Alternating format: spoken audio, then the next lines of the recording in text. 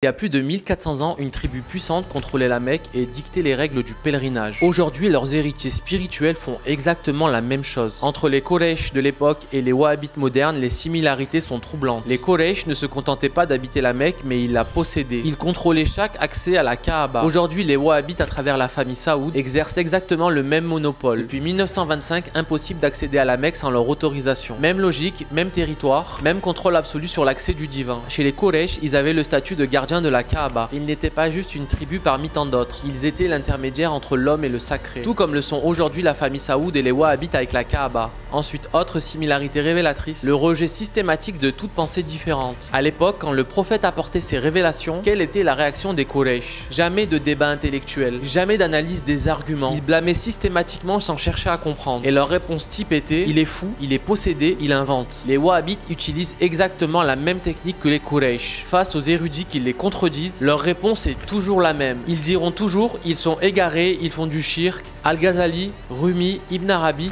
tous ces géants de la pensée islamique seraient excommuniés par les Wahhabites aujourd'hui. Mais les Quraysh avaient également transformé la Mecque en un véritable centre économique. Chaque pèlerin payait des taxes, louait des services, achetait des provisions. Le pèlerinage était une machine à cash. Aujourd'hui, selon les chiffres, l'Arabie Saoudite génère plus de 20 milliards de dollars par an grâce à la Mecque. Hôtels de luxe face à la Kaaba, visa payant, monopole sur les transports. Les Wahhabites ont industrialisé ce que les Quraysh avaient inventé, monétiser la foi et la religion. Le Coran décrit les Quraysh. Quand on leur dit venez vers ce que Allah a révélé, ils disent nous suivrons ce sur quoi nous avons trouvé nos pères. Mais ce verset s'applique également mot pour mot aux Wahhabites. Comme les Wahhabites, les Quraysh refusaient de remettre en question ce qu'ils appelaient leur tradition ancestrale. Nous avons trouvé nos pères sur une voie et nous suivons leurs traces. C'était leur leitmotiv. Les Wahhabites ont érigé cette fermeture en système éducatif. Dans leurs universités, pas de philosophie, pas de théologie comparative, pas de réelle science. Exactement comme les Quraysh qui disaient nos ancêtres suffisent. Le verset coranique qui dénonce l'obéissance aveugle aux autorités religieuses s'applique parfaitement aux Wahhabites eux-mêmes. Les Quraysh avaient centralisé tous les cultes arabes autour de la Kaaba en éliminant les sanctuaires rivaux. Une stratégie de monopolisation religieuse. Comme les Wahhabites qui ont détruit en 1925 95% des sites historiques islamiques. À la Mecque et à Médine, le message est clair.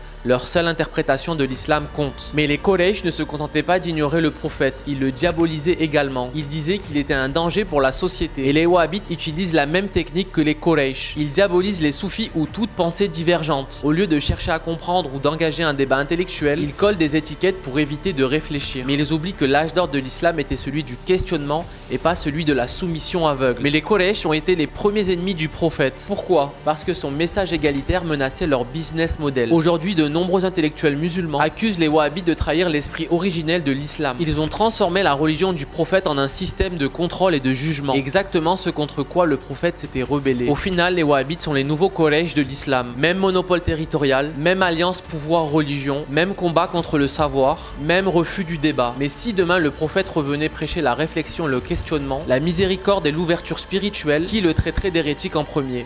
Posez-vous les bonnes questions.